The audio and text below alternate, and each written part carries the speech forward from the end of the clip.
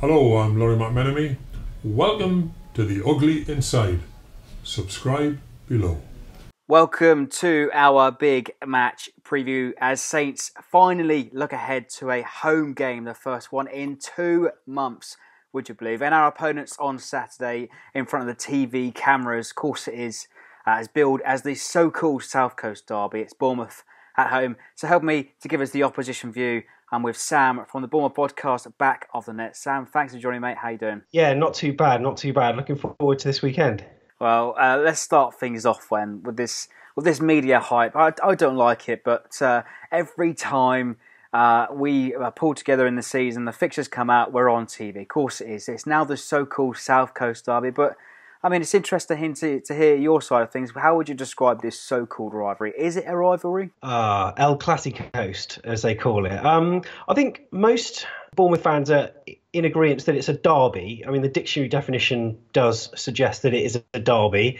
Although historically, Portsmouth have always been your sort of nearest competitor. I suppose now it's us in terms of where we're at sort of league-wise. But rivalry, I think it's mainly one way. A significant number of Bournemouth fans say that they don't like Saints, but when I sort of ask them the actual reasons about why that is, they don't really have an answer. I think it's sort of more pantomime than anything. Apparently, there are a couple of reasons why Bournemouth fans don't like Southampton. Firstly, apparently, some Saints fans lord it up over the fact that when we were in financial troubles, there was a pre-season fixture that they played, and Saints fans play off the fact that they saved our club, which they did help with, certainly. And that's one thing that sort of riles some Bournemouth fans. A lot of Bournemouth fans, especially on Twitter, they give it the chit chat and always try to stoke up the rivalries and stuff. And I think that Southampton fans actually don't care about us. I mean, I actually went to St Mary's to watch a Saints game as one of my friends is a Saints fan, and Bournemouth weren't playing that weekend, so I went along, and I was just like, I was overhearing a few people talking about Bournemouth like quite fondly. But rivalry, I would say it's mainly one way. Well, it's interesting to hear that because, like you said, historically,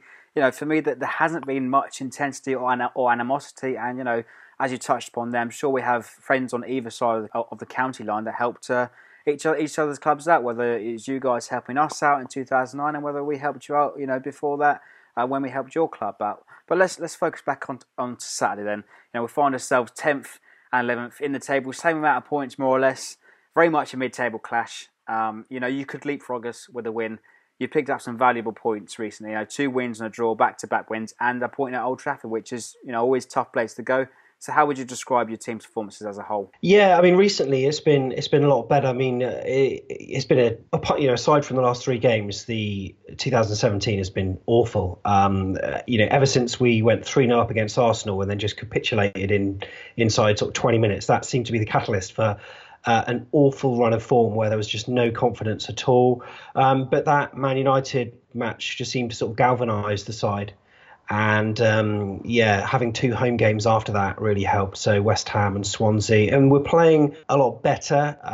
Sort of players are more confident. Interestingly, Jack Wilshere's not featuring as much, which a lot of Arsenal fans who seem to follow Bournemouth a lot now are constantly saying he should be in the side. But we're playing well as a unit, and I'm glad that sort of Eddie Howe's not bowing down to his greatness. Really, I mean, if we're playing in a system that will accommodate Jack, great, he will play, but we're doing well without him at the moment. So again, I don't even think he'll start at St Mary's. It's interesting to hear that because it seems like earlier on the season he was getting based on his reputation as a top player. But I mean, having said that, this season you've been hampered by multiple long-term injuries. Wilson, the current one, out with a long-term injury.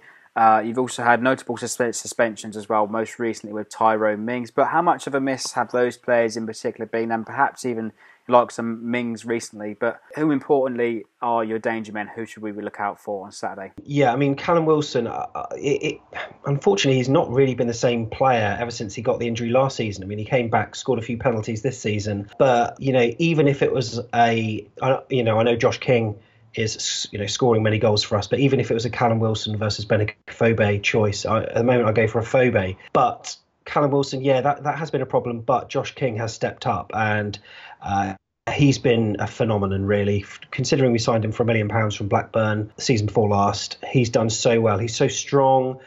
He's a confident player. He's fast. He's quick. Other than that, I would be looking out for Ryan Fraser, the little Scottish lad that's so small he comes up to your knees. He's very quick on the ball. Mark Pugh is another one that I've got to say. I mean, he's not particularly quick, but as a winger, he's a box of tricks. And every season we've got promoted, so League Two, League One, I've always thought to myself, he's never going to cut it this season against faster players, quicker, fitter players. And in the Premier League, I thought there's no way.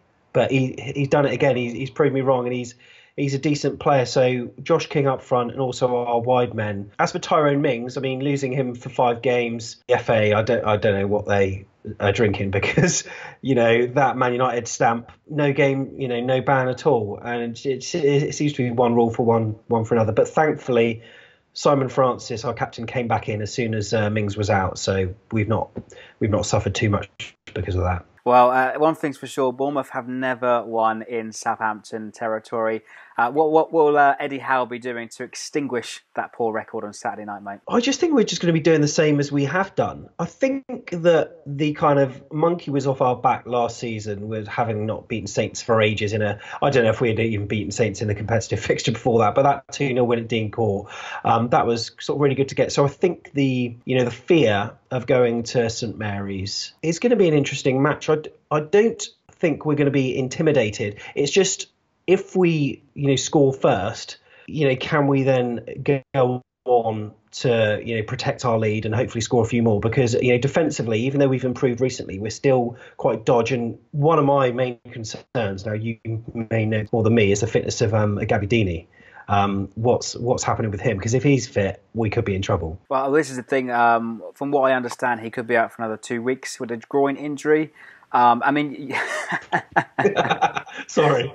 It's all right, but I mean, you mentioned there quite a lot of fans speak fondly of Bournemouth. I know we have a lot of friends here down on the south coast that come, from Dorset to watch the Saints. And I'm sure you have some friends that come from Southampton to watch Bournemouth. But let's wrap things up then, mate. Last time out was a competitive game at the Vitality or Dean Court, whatever you call it. But give us a score prediction for Saturday night, mate. Okay, so that first match at Vitality, I really thought we should have got something from that, but we were poor. But as long as we don't capitulate again, I'm feeling optimistic, but not so optimistic for a win. I think a 2-2 draw.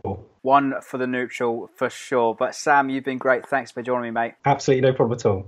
Don't forget to check out Sam over on the Bournemouth podcast, Back of the Net. It's a great podcast. If you haven't already, do check it out. That's it from us then for this big match preview. Let us know your thoughts in the comments below. Let us know your score predictions. And let us know what you thought of Sam's comments about the whole so-called rivalry. Don't forget to like, comment and subscribe for more.